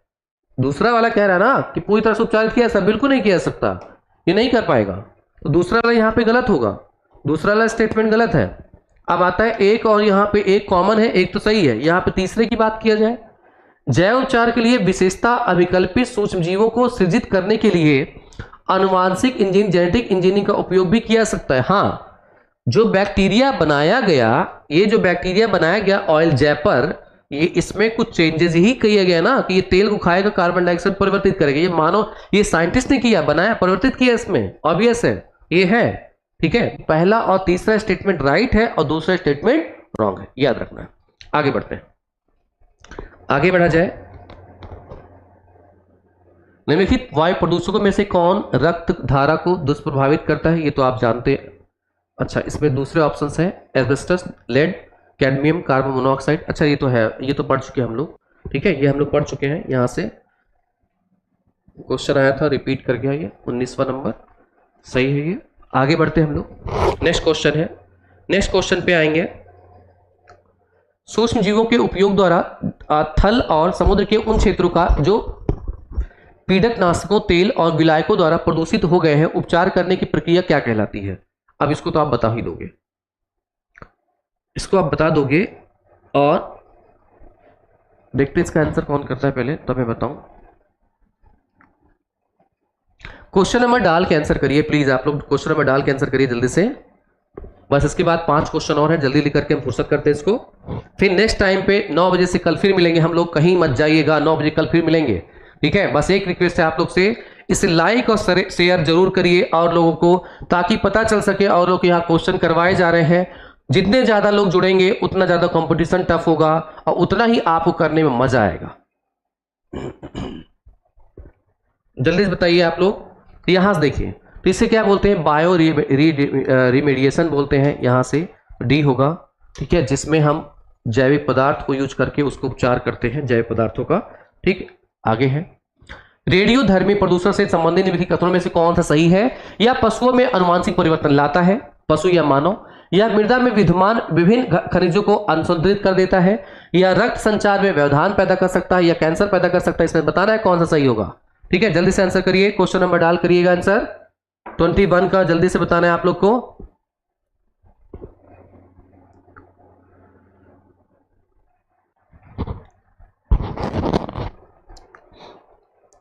आप लोग इसका आंसर करिए जल्दी से।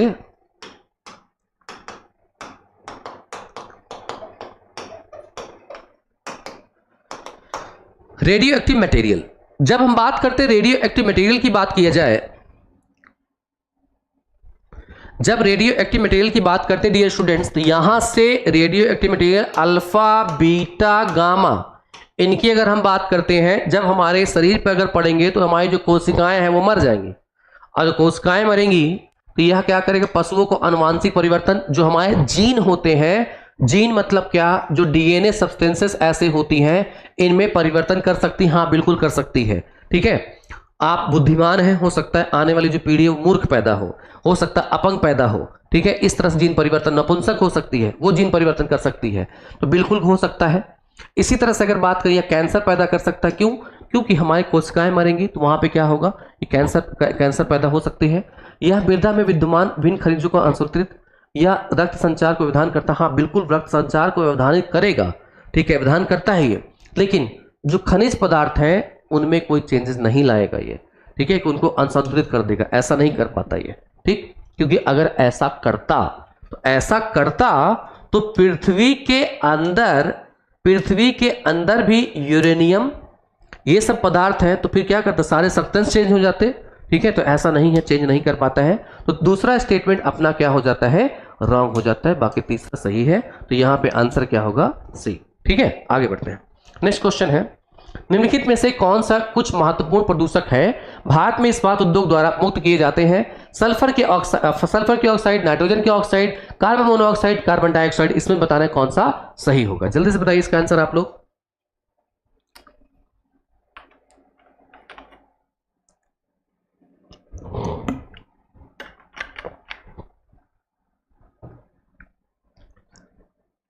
चलिए भाई जल्दी से बताइए आप लोग इसका आंसर।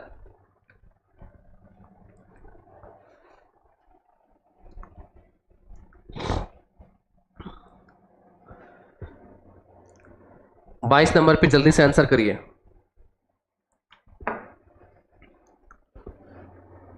देखिए याद रखिए, यहां से ये रिपोर्ट का है और इसे आपको याद करना पड़ेगा। जो चारों है इसमें से सल्फर के ऑक्साइड, नाइट्रोजन के oxide, carbon monoxide, carbon dioxide, ये सब निम्नलिखित में से कौन सा महत्वपूर्ण प्रदूषक की अगर बात करें तो ये भारत में इस्पात उद्योग द्वारा मुक्त होते हैं, सभी होते हैं, याद रखना है, ये रिपोर्ट के हैं।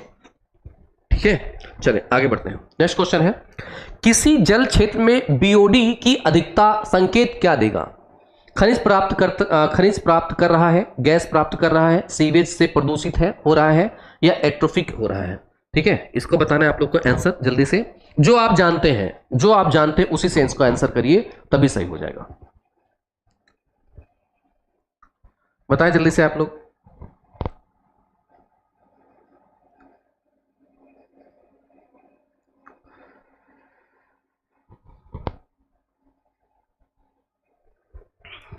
यहां से बिल्कुल सही है। अब यहां पे क्या देखिए, यहां पे केवल बीओडी की बात कर रहा है। अगर सीओडी नहीं दिया है तो याद रखिए खनिज प्राप्त या नहीं, गैस प्राप्त कर रहा है नहीं, एट्रोफिक हो रहा है नहीं, तो सीवेज से प्रदूषित हो रहा है, बिल्कुल सही बात है, सीवेज से प्रदूषित हो रहा होगा। ठीक है, मतलब उसमें जो कार्बनिक पदार्थ, सीवेज आता है हमारे टाउन से, सीवेज आता है हमारे घरों से आ रहा है, इसमें अगर आ रहा है ये मटेरियल इसमें मिल रहा है। अब इसमें क्या होगा, कार्बनिक पदार्थ अधिक। कार्बनिक पदार्थ का मतलब क्या हुआ, घर से जो हमारे घर के नाले होते हैं, बाथरूम टॉयलेट होते हैं, वो जोड़ देते हैं इससे।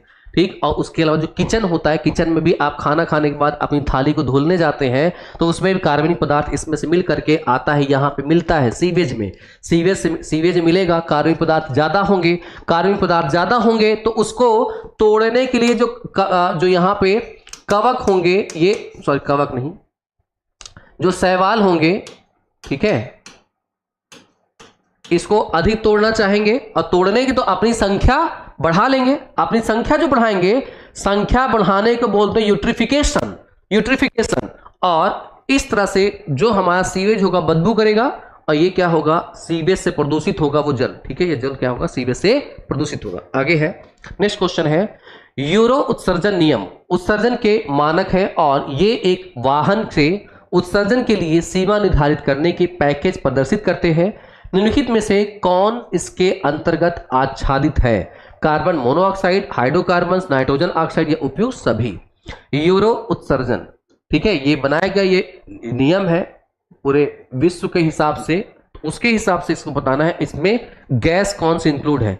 नहीं पता होगा इसको कहीं नोट कर लीजिएगा, ठीक है। 24 नंबर है, इसको नोट कर लीजिएगा। चलिए, कि यूरो उत्सर्जन नियम के अंतर्गत उपस्थित गैसें कौन कौन सी हैं, इसको क्वेश्चन अगर आपसे पूछे जाते हैं तब यहां से अगर हम देखें तो यहां का आंसर क्या होगा, सभी होगा। इसे आप याद कर लीजिएगा किसके अंतर्गत पूछ रहा है। और आज का अपना लास्ट क्वेश्चन है, डीजल इंजनों के कारण होने वाले वायु प्रदूषण के बारे में निम्नलिखित में से कौन सा कथन सही है। या निम्न और उच्च तापमानों पर कार्बन मोनोऑक्साइड की प्रचुर मात्रा उत्पन्न करता है। यह निम्न और उच्च तापमानों पर नाइट्रोजन ऑक्सीजन की ऑक्साइडों की प्रचुर मात्रा उत्पन्न करता है। यहाँ पे कार्बन मोनोऑक्साइड है और एक है नाइट्रोजन के ऑक्साइड। या निम्न ताप पर कार्बन मोनोऑक्साइड और उच्च ताप पर नाइट्रोजन के ऑक्साइड की प्रचुर मात्रा उत्पन्न करता है। यह निम्न तापमान पर नाइट्रोजन ऑक्साइडों और उच्च तापमान पर कार्बन मोनोऑक्साइड की प्रचुर मात्रा उत्पन्न करता है। इस क्वेश्चन का जवाब आज मैं नहीं दूंगा, इस क्वेश्चन का जवाब मैं स्टार्ट करूंगा कल। और कल के क्वेश्चन जो होंगे नए क्वेश्चन होंगे, 2017 के बाद के क्वेश्चन होंगे, 2018 से स्टार्ट करेंगे, लेकिन इसका क्वेश्चन का आंसर देने के बाद। अब आप लोग इस पर विचार करते रहिए, क्या होगा कैसे होगा, आराम से पढ़ के इसका आंसर दीजिएगा, ठीक है। आई होप कि आप सबने इंजॉय किया हो इस क्वेश्चन के साथ, या जो सीरीज हमने चलाई है इन सब के साथ। बताइएगा आप लोग,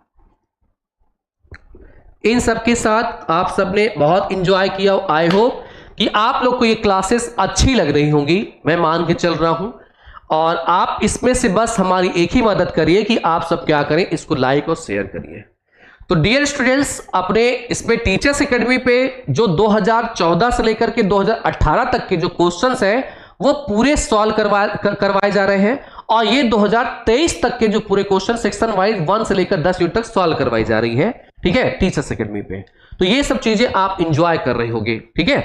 चले, मिलता हूं फिर आपको कल नेक्स्ट उसमें। आई होप कि आप फिर से इंजॉय करोगे और अपने जो तैयारी है उसको बेहतर करेंगे, ठीक है। इसी के साथ मैं आप सबको नमस्कार करता हूं और have a good day and bye.